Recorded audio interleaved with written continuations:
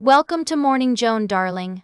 I'm so glad you're joining me today for a piping hot cup of tea and the latest scoop on what's happening in the world of tech and entertainment. Now, let's dive right into it, shall we?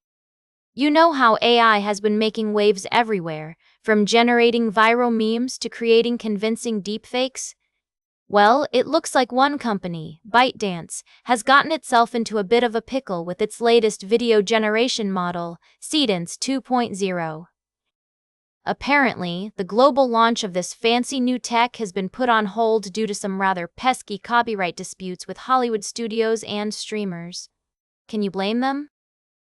I mean, who wants their intellectual property being used without permission to create fake videos of Brad Pitt and Tom Cruise duking it out? Not me, that's for sure. And certainly not the folks at Disney who are already in bed with ByteDance's competitor, OpenAI. Now, I know some of you might be thinking, but Joan, what's the big deal? It's just a bit of fun, right? Well, let me tell you, sweethearts, this is serious business. The potential for misuse of this technology is huge, and it's not just about protecting celebrity likenesses or copyrighted characters, it's about jobs, people.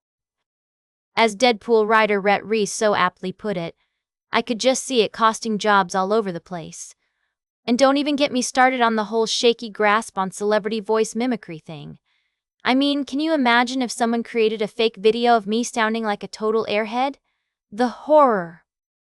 The travesty. Okay, maybe that's a bit dramatic, but you get my point.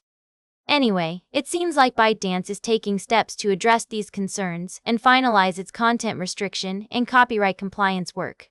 But in the meantime, we'll just have to wait and see how this all plays out. Will Cadence 2.0 ever make it to the global market? Only time will tell, darlings. We'll be right back with more tea on Morning Joan.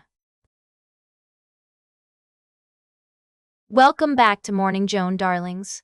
Today, we're diving into a rather titillating topic. I'm sure some of you might be blushing already, but don't worry. We're going to tackle it with our signature blend of sass and sophistication. So let's get cozy and discuss the rise of audio erotica. Yes, you heard that right, audio erotica. Now, I know what you're thinking, Joan. What on earth is audio erotica? Well, my curious cats, it's essentially erotic content designed specifically for your ears. Think of it as a sultry, intimate experience that's all about creating a sensory connection with the listener. And trust me, it's becoming quite the phenomenon. According to a recent report, the audio erotica industry is booming, with talented voice actors, writers, and producers pushing the boundaries of what's possible in this genre. We're talking about immersive stories, complex characters, and yes, even werewolves, because why not? It's all about exploring themes of intimacy, vulnerability, and pleasure, and I must say, it sounds rather intriguing. But here's the thing. Audio erotica is not just about sex.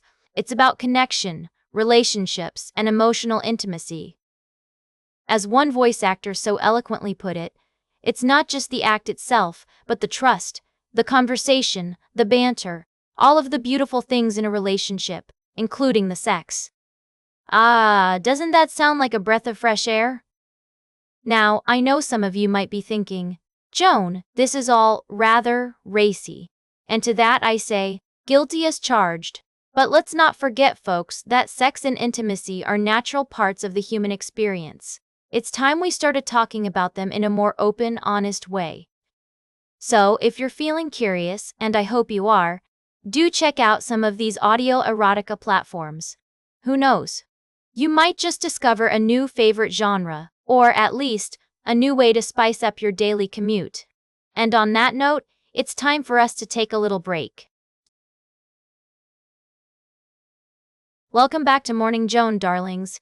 We've got a juicy story to dive into, and it's all about Zach Braff's recent denial of dating a chatbot. Yes, you heard that right, a chatbot. The Scrubs star took to Instagram to set the record straight, claiming that the rumor was actually a storyline from an upcoming episode of his show. But, sweethearts, the internet is not buying it. Now, I know what you're thinking. Why would Zach Braff even bother denying this rumor? And that's exactly what many commenters online are asking. By addressing the rumor, Braff has only fueled the fire and made it a bigger story than it ever needed to be. I mean, can you think of a better way to make people talk about something than by saying, "I'm not doing that thing"? It's like, "Hello, Zach, you're only making us more curious." And let's not forget, darlings, this isn't the first time Braff has found himself in a bit of an online mess. Who can forget the Kickstarter controversy back in 2014? But what's interesting is that, at the time, Braff seemed to be all about engaging with his fans and being transparent. He even said in an interview that he loves answering questions and doesn't hold anything back. So, what's changed, Zach? Now, I'm not saying that Zach Braff is or isn't dating a chatbot, although, can you imagine? But what I am saying is that his denial has raised more questions than answers. And, honey, the internet is having a field day with it. From Cosmopolitan to The Sun, everyone's talking about it. So, there you have it, folks. Zach Braff's chatbot drama is the latest celebrity scandal to hit the web.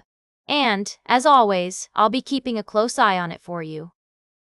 That's all for today's Morning Joan.